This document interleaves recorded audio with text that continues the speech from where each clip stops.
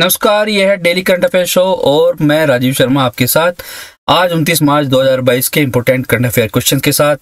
हमने कुछ टॉपिक शामिल किए हैं। ऑस्कर पुरस्कार 2022, सुपर कंप्यूटर परम के बारे में, राष्ट्रीय संस्कृति महोत्सव, तेजस कौशल प्रशिक्षण, ओबेदुल्ला खान टूर्नामेंट और कुछ अन्य महत्वपूर्ण करंट अफेयर्स के टॉपिक जो आते हैं इंपोर्टेंट न्यूज़पेपर से और दूसरे अन्य न्यूज़ सोर्सेज से। तो इस वीडियो तक लास्ट तक देखते रहिए इस वीडियो को, जिससे आपको एक वैल्यूएबल इन्फॉर्मेशन मिलेगी। सारे एग्जाम्स के लिए, आने वाले एग्जाम्स के लिए यूजफुल करंट अफेयर्स आपको मिलेंगे। साथ ही इस वीडियो को लाइक और शेयर जरूर कर दें और चैनल को सब्सक्राइब कर ले। और हमारे टेलीग्राम चैनल से भी आप जुड़ सकते हैं, जिससे सारी वीडियोज़ की PDF आपको मिलती रहेंगी और कुछ अन्य महत्वपूर्ण लिंक भी वहाँ पर आपको मिलेंगे। तो चलिए शुरू करते हैं आज का current affair show question number 1 के साथ। Question number 1, national super computing mission के तहत कहाँ पेटा स्केल सुपर कंप्यूटर परम शक्ति का उद्घाटन किया गया? ऑप्शंस देख लीजिए। IIT रुड़की, IIT कानपुर, भारतीय विज्ञान संस्थान या IIT खड़गपुर। उसका सही आंसर है IIT खड़गपुर में पेटा स्केल सुपर कंप्यूटर परम शक्ति का उद्घाटन किया गया है। नेशनल सुपर कंप्यूटिंग मिशन के तहत यह सुपर कंप्यूटर स्थापित किया गया है। इस सुपर कंप्यूटिंग सुविधा केंद्र का लोकार्पण पश्चिम बंगाल के राज्यपाल श्री जगदीप धनखड़ द्वारा किया गया। 27 मार्च को इसका उद्घाटन किया गया। यह इलेक्ट्रॉनिकी एवं सूचना प्रौद्योगिकी तथा विज्ञान एवं प्रौद्योगिकी विभाग DST की एक संयुक्त पहल है। कंप्यूटेशनल और डेटा विज्ञान के बहुविध क्षेत्रों में अनुसंधान एवं विकास गतिविधियों में तेजी लाने के लिए इस परम शक्ति कंप्यूटर का प्रयोग किया जाएगा और इसका निर्माण किया गया है नेशनल सुपर कंप्यूटिंग मिशन के तहत, जिसका संचालन किया जाता है CDAC के द्वारा।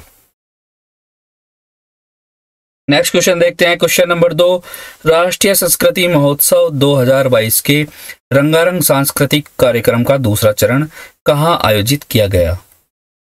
गुजरात में, तेलंगाना में, उत्तर प्रदेश में या झारखंड में? तो इसका आंसर है तेलंगाना में इसका आयोजन किया गया। तेलंगाना में वारंगल नामक स्थान पर राष्ट्रीय संस्कृति महोत्सव 2022 के रंगारंग कार्यक्रम का दूसरा चरण आयोजित किया जा रहा है। आज से ये 29 मार्च से इसका आयोजन किया जा रहा है और तेलंगाना की राज्यपाल श्रीमती तमिलिसाई सुंदरराजन 2 दिवसीय महोत्सव का उद्घाटन आज करेंगी 29 मार्च को। संस्कृति मंत्रालय भारत सरकार द्वारा 2022 में राष्ट्रीय संस्कृति महोत्सव की परिकल्पना की गई थी। इसका उद्देश्य है कि हमारे देश की जो संस्कृति है, परंपरा है, विविधता है और विरासत है, उसको हम एक उत्सव के रूप में मनाएं और हमारी आने वाली पीढ़ियों को इसके बारे में ज्ञान भी दें, जिससे हमारी संस्कृति से, हमारी सभ्यता से, विरासत से आने वाली पीढ़ी जुड़ सके। आज़ादी का अमृत महोत्सव के तहत आंध्र प्रदेश के राजा महेंद्रवरम में 26 मार्च 2022 को भारत का राष्ट्रीय संस्कृति महोत्सव शुरू हुआ था। 2022 का एडिशन, पहला चरण इसका राजा महेंद्रवरम में आयोजित किया गया था। अब ये दूसरा चरण तेलंगाना के वारंगल में आयोजित किया जा रहा है। नेक्स्ट क्वेश्चन देखिए। दुबई एक्सपो में तेजस कौशल प्रशिक्षण परियोजना का किसने शुभारंभ किया? राजनाथ सिंह ने, स्मृति ईरानी ने, निर्मला सीतारमण ने या अनुराग ठाकुर ने? तो हमारे जो अनुराग ठाकुर हैं, जो केंद्रीय मंत्री हैं, वो अभी दुबई की विजिट पर है। दुबई में एक्सपो में वो गए हुए हैं, जहां पर उन्होंने तेजस कौशल प्रशिक्षण परियोजना का शुभारंभ किया है। तेजस यानी कि training for Emirates job and skill, जो हमारे देश के जो लोग अमीरात्स में, यानी कि जो हमारे गल्फ कंट्रीज है, वहाँ पे जॉब करते हैं, उनको ट्रेनिंग देने के लिए ये कार्यक्रम शुरू किया गया है। तेजस भारतीय श्रम बल या कामगारों को कुशल बनाने के साथ साथ इस कार्यक्रम में उनको स्किल ट्रेनिंग दी जाएगी। साथ ही में इस तरह से उन्हें ट्रेन किया जाएगा कि UAE यानी कि सऊदी अरब, संयुक्त अरब अमीरात की बाजार आवश्यकताओं के अनुरूप वो काम कर सके और उनको उसके अनुसार ही ट्रेनिंग दी जा सके। शुरुआती चरण में इसमें 10,000 लोगों को ट्रेनिंग दी जाएगी, 10,000 लोगों को कुशल बनाया जाएगा। अनुराग ठाकुर ने भारत और संयुक्त अरब अमीरात के फिल्म एवं मनोरंजन जगत की उद्योग हस्तियों के साथ भी इस दुबई एक्सपो में मीटिंग की। इसके बाद इन्होंने दुबई एक्सपो में संयुक्त अरब अमीरात, सऊदी अरब और इटली के कंट्री पैवेलियन का भी अवलोकन वहां किया। तो दुबई एक्सपो चल रही है संयुक्त अरब अमीरात की दुबई में, जहां पे लॉन्च किया गया है तेजस कौशल प्रशिक्षण कार्यक्रम, training for Emirates jobs and skills. Next question देखिए, क्वेश्चन नंबर 4, राष्ट्रपति भवन में आयोजित वर्ष 2022 के नागरिक अलंकरण समारोह में कितने पुरस्कार प्रदान किए गए? 119, 120, 121 या 128? ये बात चल रही है पद्म पुरस्कार की। कल पद्म पुरस्कार प्रदान किए गए राष्ट्रपति भवन में आयोजित जो एक समारोह था 28 मार्च को, यानी कि कल इन पद्म पुरस्कार का वितरण समारोह था और इसमें कुल 128 पद्म पुरस्कार वितरित किए गए हैं राष्ट्रपति महोदया के द्वारा। इनकी घोषणा 26 जनवरी को की जाती है हर वर्ष पद्म पुरस्कार की, और ये बाद में किसी समारोह के अंतर्गत इनका वितरण किया जाता है। इस बार जो पुरस्कार मिले 128 पद्म पुरस्कार, उनमें 4 पद्म विभूषण हैं, 17 पद्म भूषण पुरस्कार हैं और 107 पद्मश्री पुरस्कार हैं।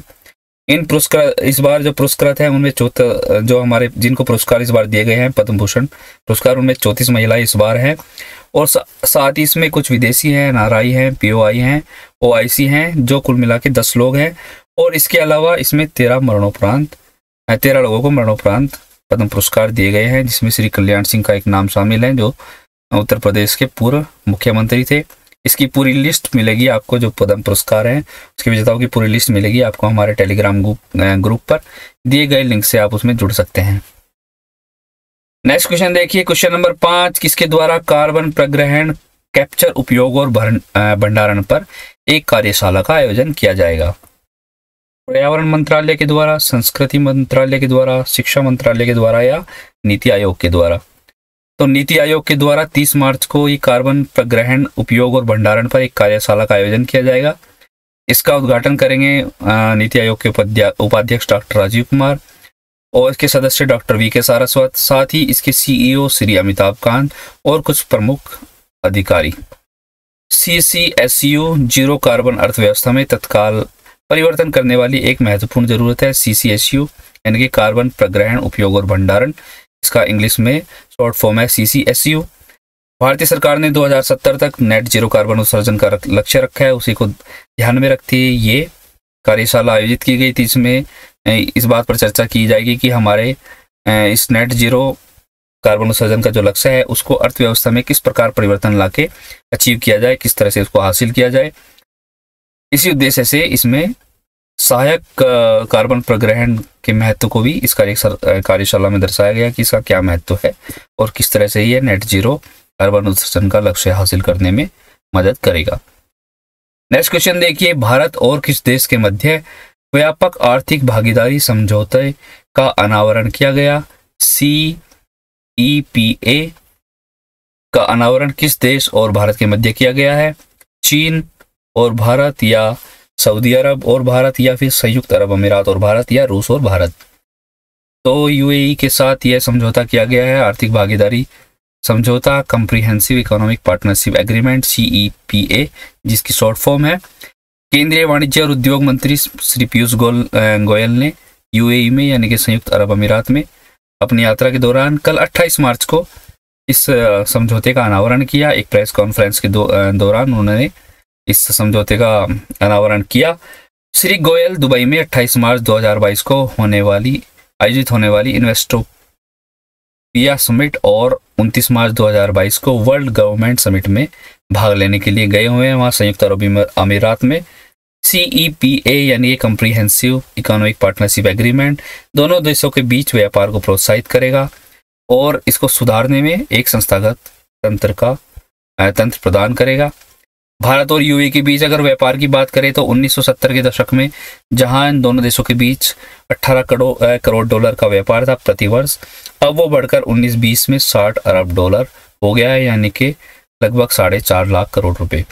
और इस प्रकार से भारत का तीसरा सबसे बड़ा भागीदार बन गया है संयुक्त अरब अमीरात विदेश व्यापार के मामले में। तो एक इम्पोर्टेंट समझौता है comprehensive economic partnership agreement Bharat और UAE के बीच यानी कि यूनाइटेड अरब अमीराट्स के बीच किया गया है। नेक्स्ट क्वेश्चन, निम्न में से किसने ओबैदुल्ला खान टूर्नामेंट जीता है? भारतीय थल सेना, भारतीय रेलवे, BPCL या HAL? तो भारतीय रेलवे ने ये टूर्नामेंट जीता है, हॉकी का टूर्नामेंट है। Obaidullah Khan heritage hockey cup tournament इसका पूरा नाम है। 21 मार्च से लेकर 27 मार्च तक भोपाल में इसका आयोजन किया गया था और रेलवे ने इसको जीत लिया है। रेलवे की ओर से रेलवे स्पोर्ट्स प्रमोशन बोर्ड की टीम ने इस टूर्नामेंट की फाइनल को जीता और फाइनल में इन्होंने आर्मी 11 को 2 गोल से पराजित किया। आर्मी की टीम को उन्होंने पराजित करके जीता। एक प्रतिष्ठित टूर्नामेंट है भोपाल में जो मेजर ध्यानचंद स्टेडियम में खेला गया। 1931 में ओबैदुल्ला गोल्ड कप के रूप में यह शुरू हुआ था और कई दशकों से ये टूर्नामेंट चल रहा है। हॉकी का एक प्रतिष्ठित टूर्नामेंट है। तो कई बार क्वेश्चन में आ सकता है कि ओबैदुल्ला हेरिटेज टूर्नामेंट किस खेल से संबंधित है, तो हॉकी से संबंधित है। इसमें लगभग 1 दर्जन टीमों ने भाग लिया था। साथ ही में इसमें रेलवे टीम के अर्जुन को मैन ऑफ द टूर्नामेंट चुना गया। रेलवे की हॉकी टीम, हॉकी प्लेयर बड़े ही पॉपुलर हैं। ओलंपिक में जो प्लेयर जाते हैं, वीमेन टीम जो गई थी, भारत की महिला टीम ओलंपिक में जो गई थी, उसमें अधिकतर प्लेयर भारतीय रेलवे से ही थे और भारत की जो पुरुष हॉकी टीम है उसमें भी अधिकतर प्लेयर रेलवे से जाते हैं। यूएनईपी रिपोर्ट के अनुसार दुनिया का सर्वाधिक ध्वनि प्रदूषित शहर कौन सा है? ये एक इंपॉर्टेंट क्वेश्चन है। यूनाइटेड नेशन एनवायरनमेंट प्रोग्राम की एक रिपोर्ट आई है, उसके अनुसार कौन सा सर्वाधिक ध्वनि प्रदूषित शहर बन गया है? विसुका, मुरादाबाद, बर्लिन, इस्लामाबाद या ढाका? का सही आंसर है ढाका। यूएनईपी की रिपोर्ट के अनुसार, यानी कि संयुक्त राष्ट्र पर्यावरण कार्यक्रम के द्वारा एक रिपोर्ट प्रकाशित की गई है, एनुअल फ्रंटियर रिपोर्ट 2022।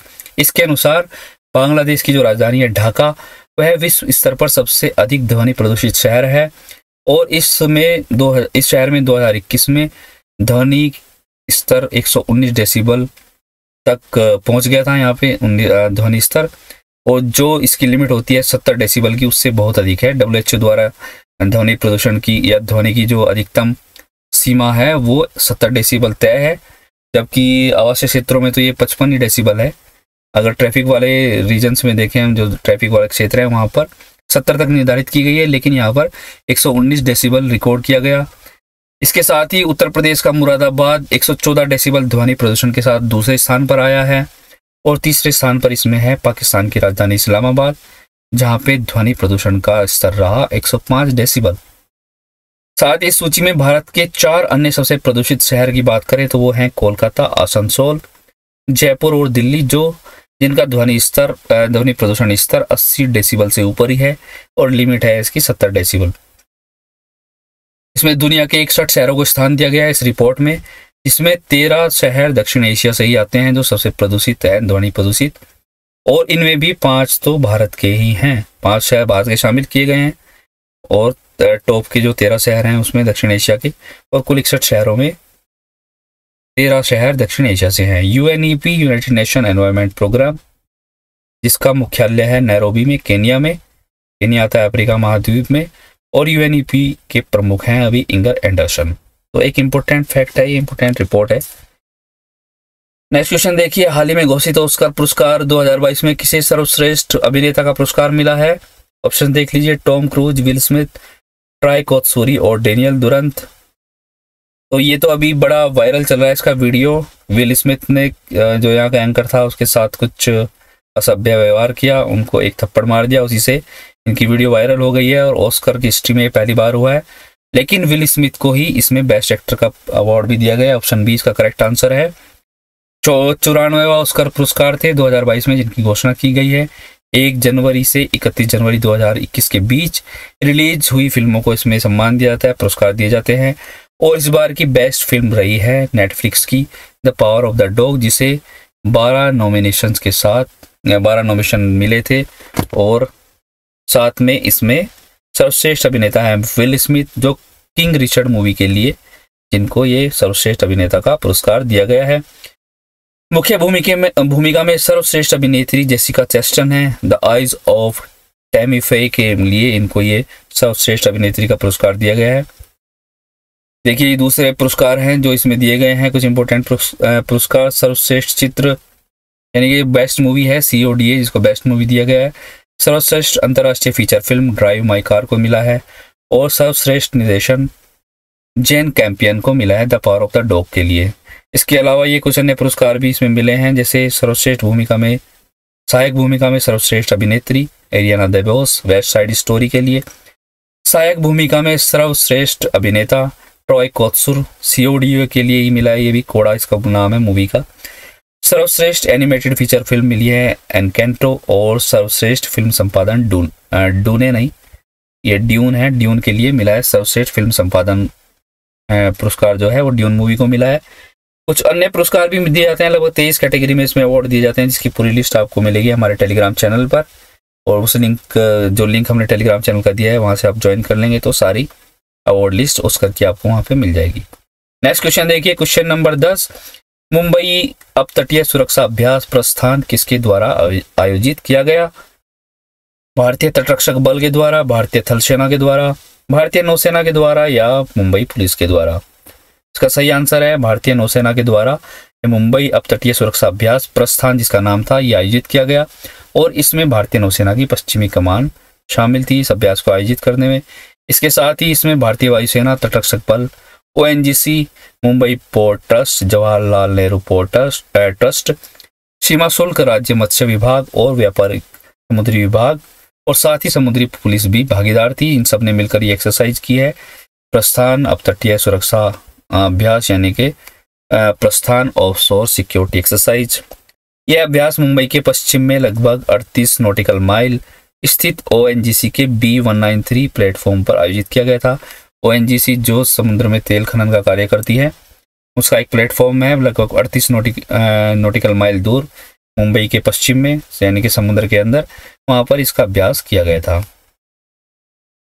तो ये थे 29 मार्च के important current affair questions. I hope आपको ये क्वेश्चन पसंद आए होंगे। इनकी पीडीएफ आपको मिल जाएगी हमारे इन टेलीग्राम चैनल्स पर, और राजीव शर्मा और मार्गदर्शन फॉर सिविल सर्विसेज पर। साथ ही में यहाँ को आपको मिलते रहते हैं इंपोर्टेंट क्वेश्चंस क्विज के रूप में। इन चैनल्स को आप जरूर ज्वाइन कर लीजिए। यहाँ से आप अपने सलाह और सुझाव भी दे सकते हैं, और आपकी कोई क्वेरी है वो भी यहाँ से सोल्व की जाती है। Thank you very much for watching this video. जय हिंद।